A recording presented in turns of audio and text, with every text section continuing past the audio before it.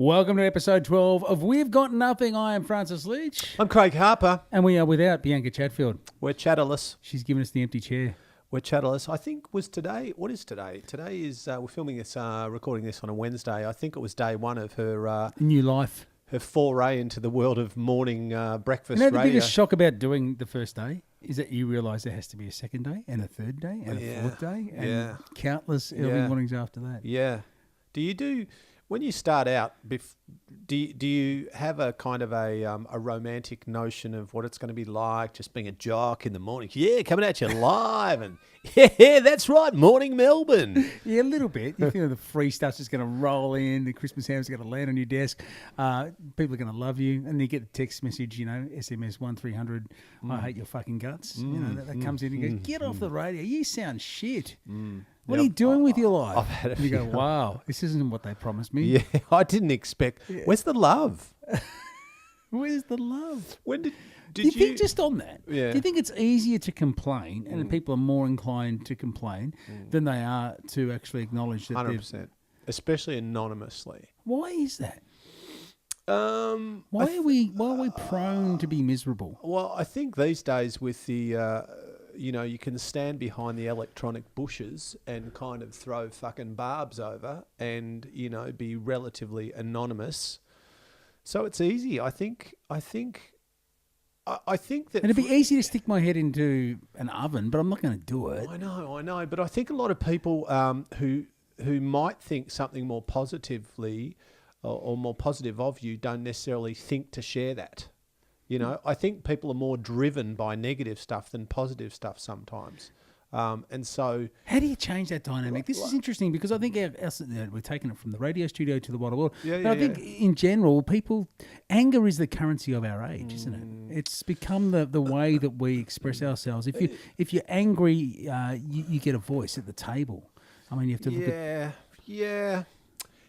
Isn't it funny that everybody wants to be heard but so many people don't fucking have anything to say? Or nobody wants to listen. Yeah. Well, you see that playing out now in social media where, be that Twitter or be it Facebook or whatever other medium where people are clamoring for some kind of, what does Tommy call them? Vanity stats, likes and shares and... Vanity stats. I like that. Where people that's where they get their needs met. Is they're constant refresh. How many likes? How many shares? How many whatevers? Now we don't just have likes, we have loves. So we're breaking it down. And I don't know. I think it's kind of people care about it, don't they? People care about weird stuff, but I think it kind of is a reflection of how disconnected some people feel and how alone some people feel. I know we're getting very deep very quickly, but I think that's what we do on this podcast. I reckon that's a lot of it, and at the same time, there's just, I rarely go through, my Facebook feed where I just look at stuff. But when I do and I just go, let's see because I just put up stuff. I'll put up a message, I'll put up an idea or a concept or something which I think is a bit hopefully empowering or encouraging or a bit amusing, right? I know, I've seen them. You get up there on your whiteboard and say, get up there, hashtag don't be a jerk. Yeah, that's it. I go, okay, better stop.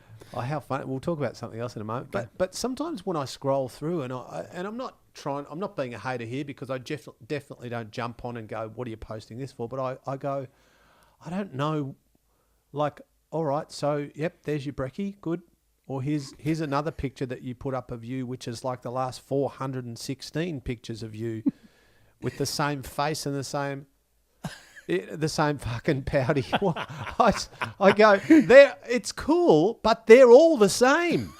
You don't look any different, I'm still valid.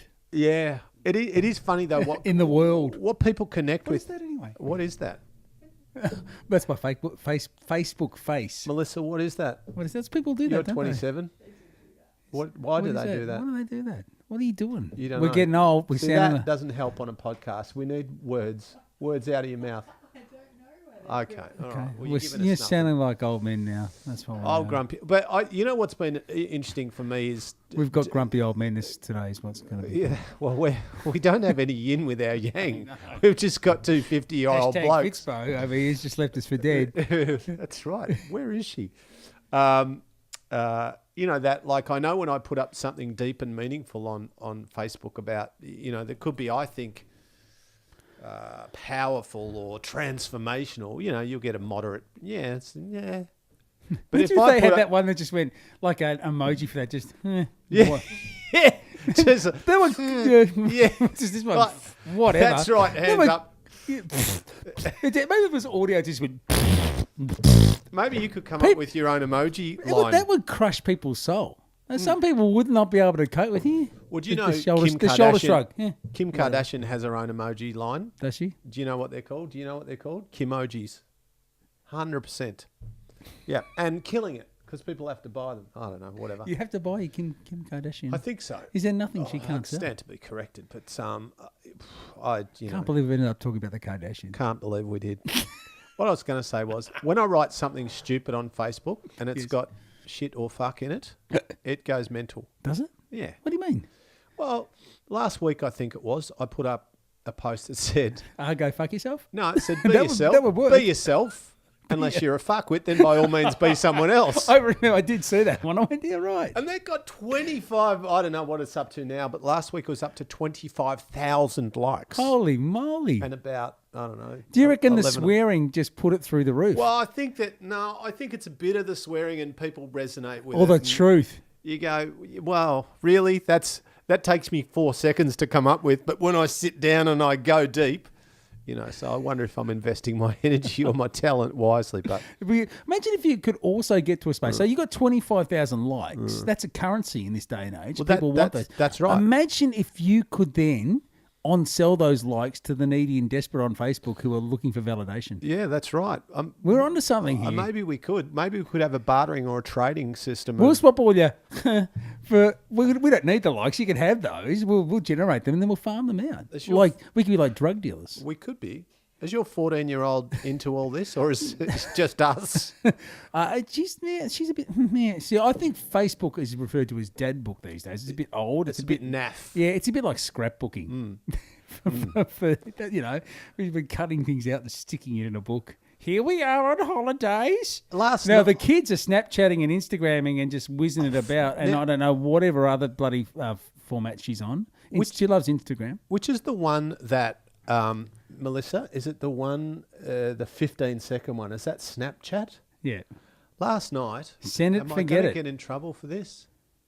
No, I'm not. Fuck it. So last night I was training with, I'm going to say it, Jai, young Jai. Yeah. If you're watching this, son, Get back to the bench press. Yep.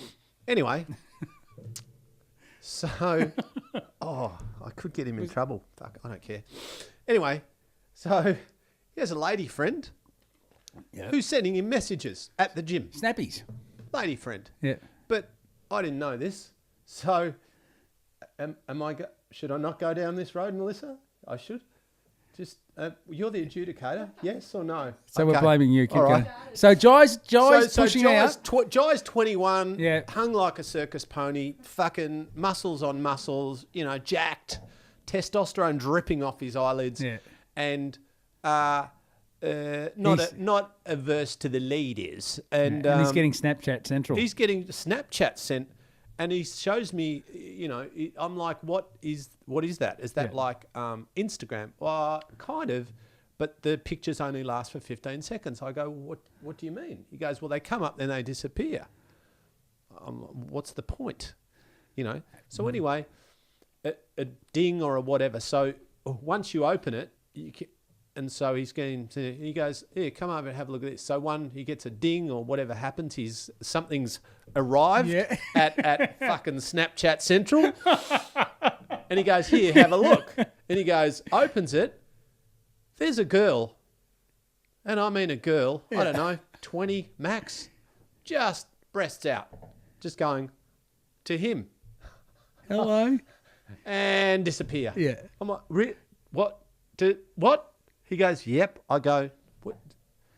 This is how we do how things old now. Am I? Yeah. I used to send a carrier pigeon to my girlfriends with a bag of chocolate. And now there's like, here's my boobs on Instagram. Ta-da! Frankie, you and I are born in the wrong time. How would we have gone though, given the sort of people we are Shit house. in the Snapchat Tinder world as young single men? Yeah. No, I don't know. I still I would have guess been if you awkward grew and up with that, too nerdy and too wordy for that. no, you'd be sending out Led Zeppelin covers. Yeah, Or which here's, is here, look at what I boring. just bought. Yeah, I know. Wow. Yeah. Look, check out my vinyl collection. Yeah, that's Fucking right. hell. Yeah. How did I ever get a room? Yeah, Peter Frampton, Alive, Oh. Wow, No, yeah, you've that's got right. records. Yeah. Aren't you cool? Yeah, too nerdy. I wouldn't cope. I wonder if it's going to come the full circle, and I wonder how Oh, long. imagine that. So imagine if it got back to retro dating where you actually had to maybe send a note around to the house. Yeah. And say, are you free this evening to go to the dance? Yeah, imagine if you had to go and knock on the door and ask Dad. So, hi, I'm Lance, and I've come to take Nance to the dance. Have you heard that joke? Have you heard that joke? I haven't. So this guy, so we'll be brief because probably not a good thing to tell jokes on podcasts, but No, it's good. so it's in the country. Yeah. So there's this household full of young girls that are all eligible and pretty, and it's and this guy knocks on the door and he says, and the father comes to the door and he says, "Hi, I'm Lance, and I've come to take Nance to the dance." And the old man looks him up and down and calls out, "Nance, Lance is here to take you to the dance." Nance comes down and heads off with Lance to the dance. And then another guy rocks up a few minutes later and Dad opens the door and he looks him up and down. He goes, "Hi, I'm Joe and I've come to take Flo to the show." And he looks him up and down again and he goes, "Flo, Joe's here to take you to the show." There's one daughter left. Yep. And the bloke knocks on the door and he goes, "Hi, I'm Chuck," and he shoots him. Yes. Yeah! Yeah, that's Oh, dad joke. Not even a dad. Anyway. good. It's a good one, though. I like what It is what what you're it saying. is. It is what it is. Do we need some kind of well we're headed down, I was going to say any kind of regulation. Is there any way to regulate it? But we've delved this last fortnight into the world of Pokemon Go. I love it. I don't even get it. I mean, I don't play it, but I like the idea of it. Well, can you just, for us who are 50 or older, or can you explain it a little bit? How it works. So, I mean, It's a free game, right? It's a free game, and you basically it's using the camera on your phone as an interactive mechanism with Google Maps. with or Google something? Maps and geolocating spots where little Pokemons will pop up on your screen, and you capture them. And I think it's fun. And the nanny state comes out. And this is another one about negative. Oh, people are walking down. They're going to walk out into the traffic. They're going to bump into me on the street. So people are getting out of their houses, having fun. And given all the other shit that is going on in the world right now, if people are out on the street, A, walking, and B, having fun, you know what? That's a win for all of us. Don't complain about Pokemon Go. But, I mean, I know they're playing on their screens, and it's probably not, direct human interaction. Yeah.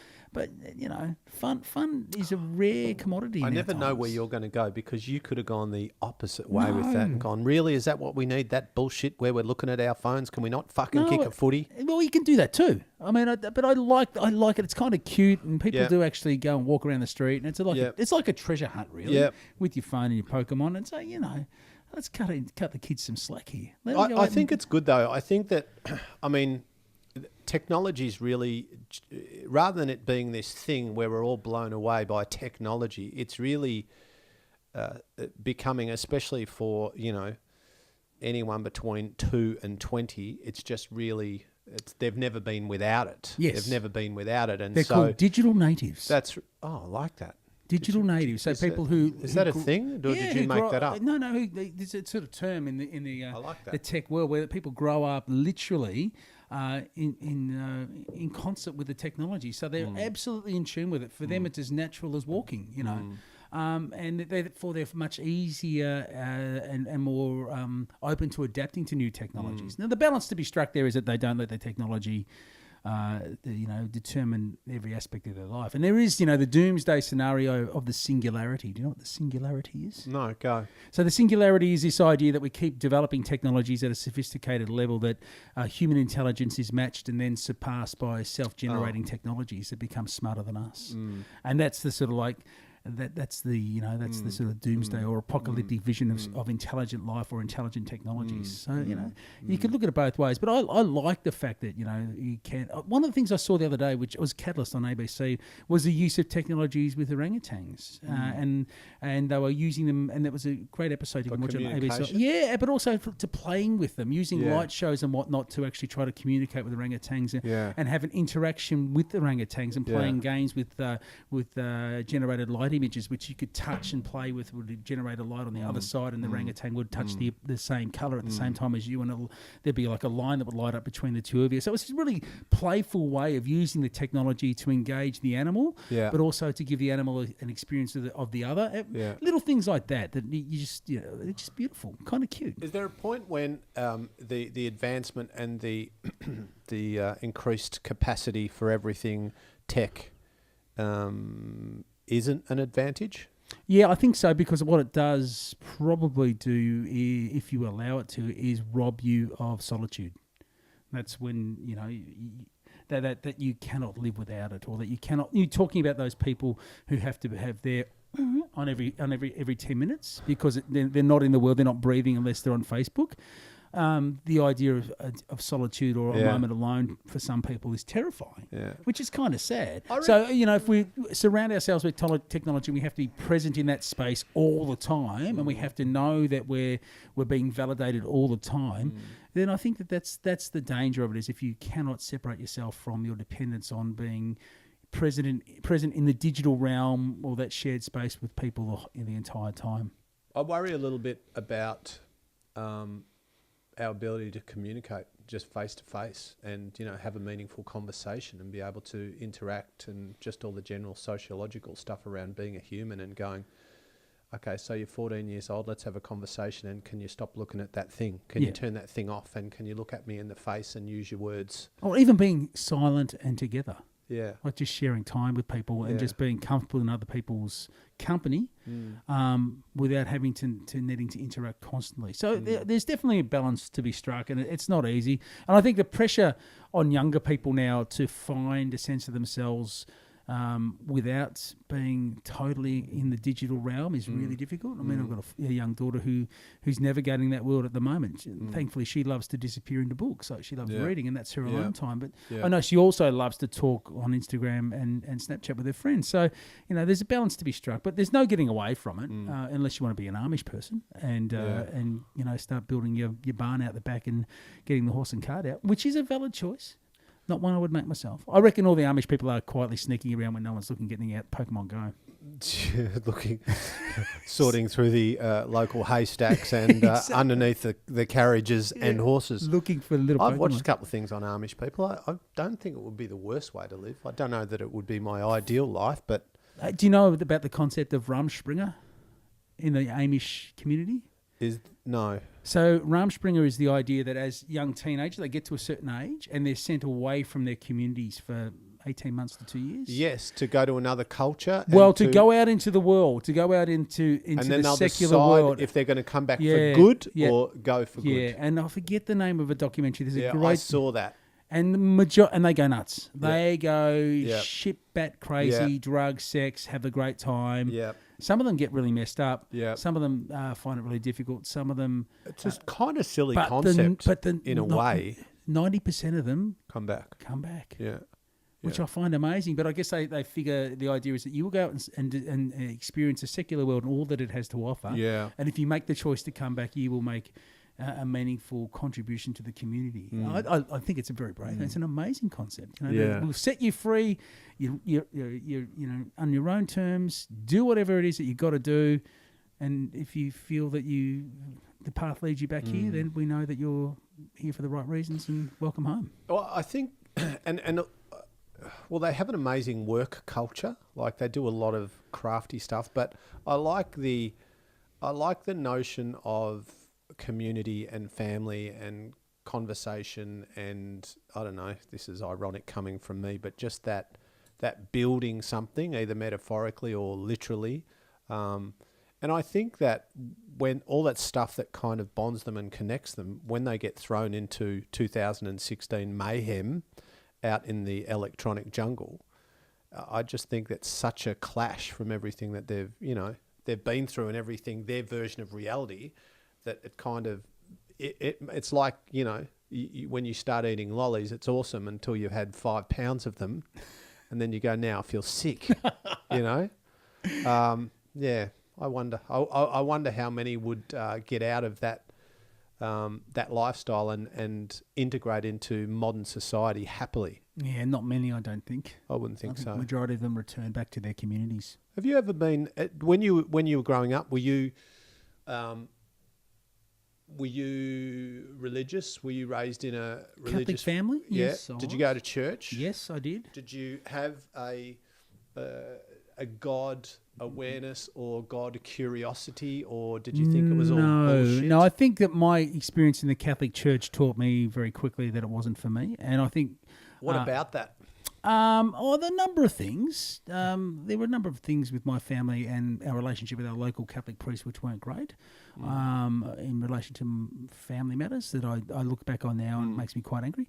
And I think politics for us was much more important. So I came from a family that, my wider family is much more interested in social issues and, the political the expression of those rather than looking for answers in the religious realm. And that's always been the way it has been for me. And also I went to a Christian Brothers college and, as we've learnt over recent times, they were pretty brutal and hard places to survive, and it didn't lend itself to you wanting to believe in whatever theology or religion that had turned out this army of creeps that were supposed to be teaching you. Yeah. Well, I mean, I think, I grew up in a similar environment and I was taught by Marist brothers. So also... They were a bit higher caste than the old Christian brothers who were the foot soldiers of stupidity in the Catholic Church. Yeah, well, the Marist brothers, my experience for the most part was pretty positive, and they were pretty cool guys, but still at the same time wasn't always an awesome experience. But I think when, irrespective of what the underlying theology or philosophy is meant to be, when your experience with representatives of said organisation or religion are not positive or not great, you're not going to have a great relationship with that. I am, like to think, a secular rationalist and hopefully a critical thinker. I like the idea of faith, but I cannot give myself over to it because it doesn't make sense. But that's not meant to make sense, is it? Like, the thing is that isn't the thing about faith believing in something that's kind of almost irrational. It's like you can't... There you go. There's your problem right there. Well, it's not proof. Like, here's the thing. If you could prove there's a God, you wouldn't need faith because you now have knowledge and proof. So there's no need for faith. So the whole notion of faith is believing in something that you can't prove or can't measure or quantify or examine or poke or look at. So I think that's the slippery slope of belief and faith, and that's where when people start to get all finger pointy about something that, irrespective of the belief or the faith or the religion, that you can't prove it. So don't get too irate at me. Yeah, unfortunately, extreme religiosity is a poison that is, it's crueling the world. And so it isn't the poster boy in any way for any sort of moderate faith either, because it just I can't give any of myself to it, because I think the greater problems in the world need to be sorted out in the world, not in some prayer meeting. It's not going to happen. It's never happened. Do you think there's more as a percentage now? I know there's more just numerically, because we've now got 7.1 or 2 billion versus whatever. Do you think there's more violence and there's more destruction now than there's ever been? Or no, not at all. It's just not at all. It's just more. We're just more like. Tell that to the generation that lived through the Blitz, or tell it to any Ukrainian people over the age of 80 who had to survive. It's always been going on, all this stuff. So terrorism, it's always been around. Yeah. All the horrible crimes. Speak to the people who survived the Rwandan genocide in the 1990s. Yeah. All the people that I used to speak to when I was reporting on it, who were trapped inside Sarajevo in 1991. No, from 1992 to 1994, while the city was bombed and thousands of people were being shot on the street trying to get home from work. Now, it's been going on forever, but we've now had the technology to almost fetishize it in a way, and watch it ad nauseum, and we should know about these things. Yeah. But it's also become a tool for those extremists who now harness the power of that technology to to terrorise us through our TV screens. It's part of the dynamic. No, the level, our capacity for violence and self-destruction has been well established long before ISIS came up. Do you, as a dad, do you? Oh, well, I guess you don't with your son now, who's well into his 20s and a man in his own right, of course. But did you with Dylan, or with your with Evie, with your daughter, with Evie, who's 14? Do you consciously try and teach them principles that are important to you, or do you absolutely just be the role model and let them figure it out? No, because I'll ask questions, and so you answer the questions, and we discuss the things that are, and I'm a loud mouth. You've worked that out, and I'll just go, if I see something on the telly, someone who's talking shit, I will say so, and she will ask me why, and I do. I'm getting to that stage where I do talk back to the people on television. It's got to stop. Wow, you're becoming Ron Harper. When you start screaming at a football game on TV, it's usually the politicians or someone on television saying something stupid, as if they can hear me. And I work in the media, and I know. Wouldn't it be great if we had two-way television? Imagine that. I think we call that FaceTime. Two-way television. I could FaceTime Donald Trump and just tell him what I really think. What would you, if I could arrange a 15-minute face-to-face with Donald? Him, room. What would we talk about? Where would you even go? Where would you start? What would your opening question? When was the last time you cried, Donald? Really? When was the last time you cried? Is it all a show? For Trump? Yeah, the public persona. You've come across any number of rampant narcissists. You tell me. Egomaniacs and narcissists. Is it a show?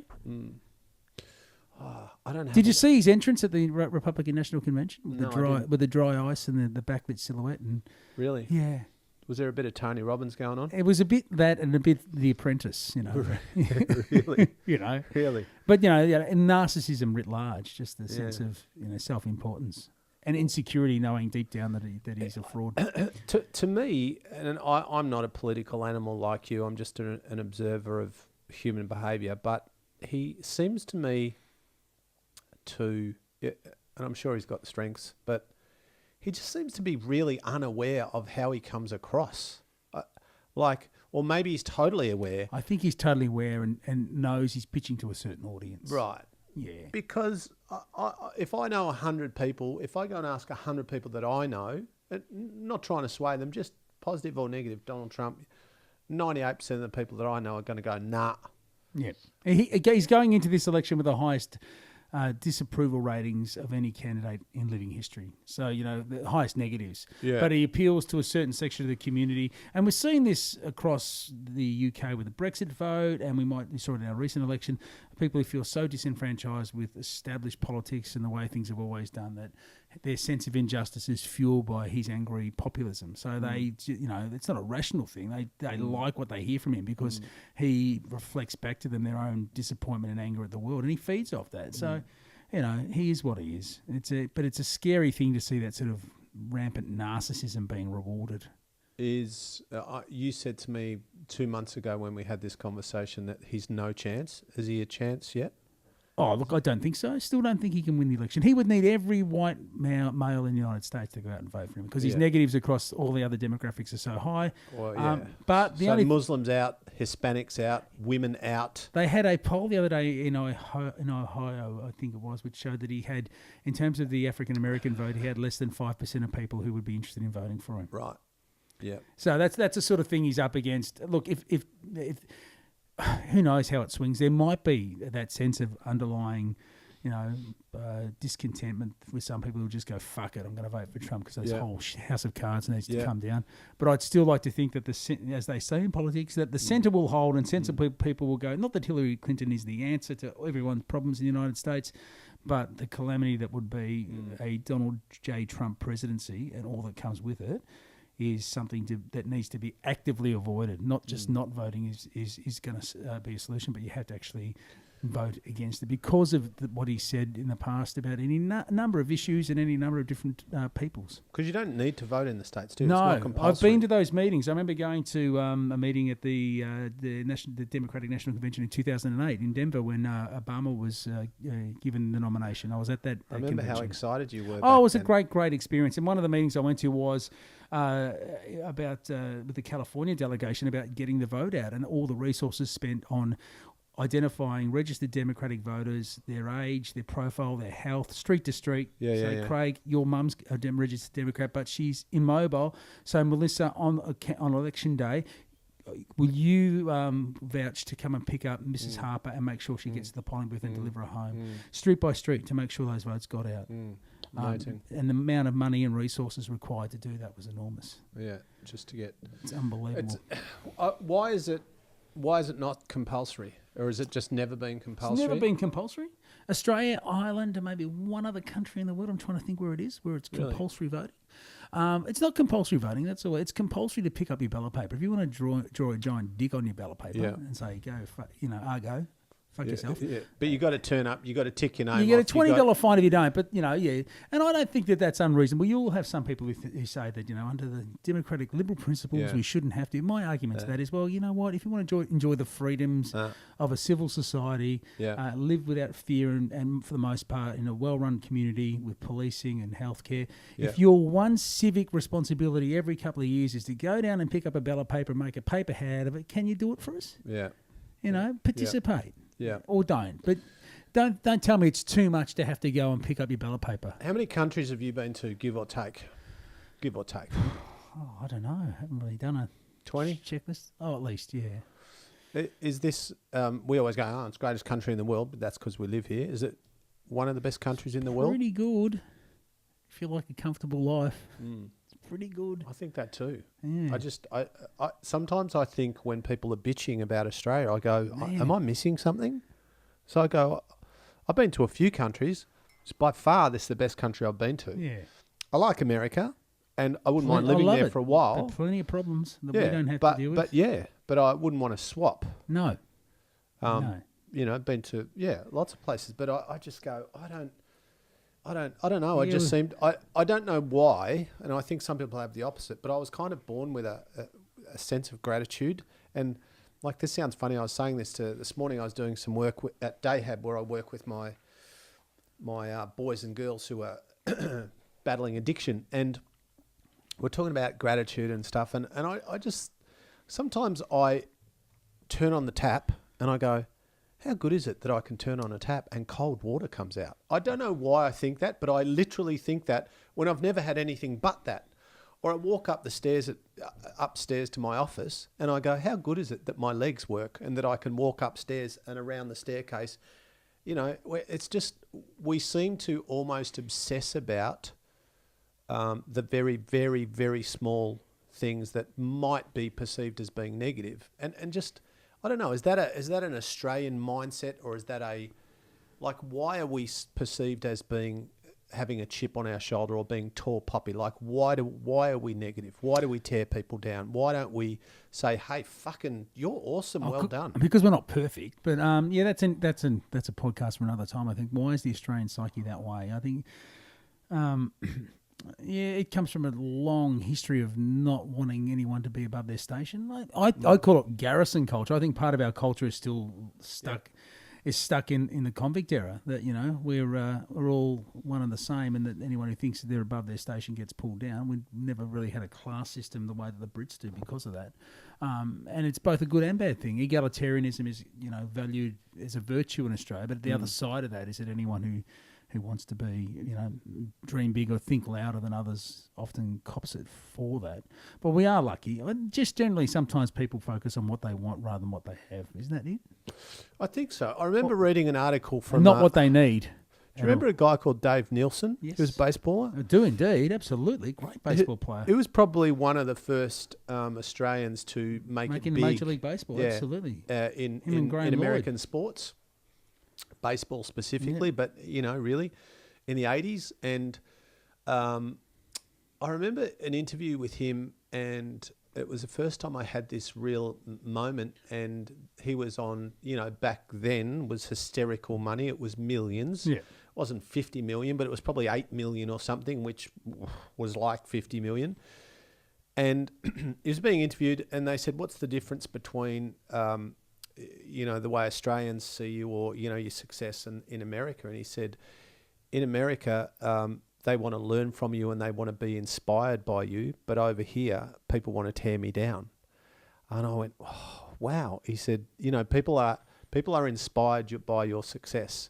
And he said, but over here, I don't get the same. And I was thinking, wow, that's an indictment on us. We've got to be better than that, don't we? Yeah, I think so. I think so. We try to be better than that here. Look, I think, and that's, there are people here who are awesome, and this is coming from someone who does personal and professional development, and I get great feedback and have amazing audiences, and, but yeah, you still get, like you said before, what inspires people to be haters? What inspires somebody to sit down and spend 5 or 10 minutes of their life spitting out some fucking venom to somebody they've never met, will never meet, and, and then go, right, I'll go and have a Milo now. Indeed. Haters gonna hate, Tay. Shake it off.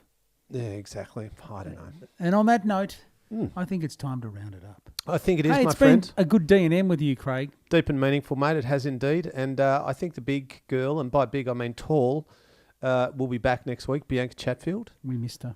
We might find out what she's been doing and see how her new foray into morning radio is going. I look forward to it. That's what we've got for you on We've Got Nothing, episode number 12. Catch you next week. See you, mate.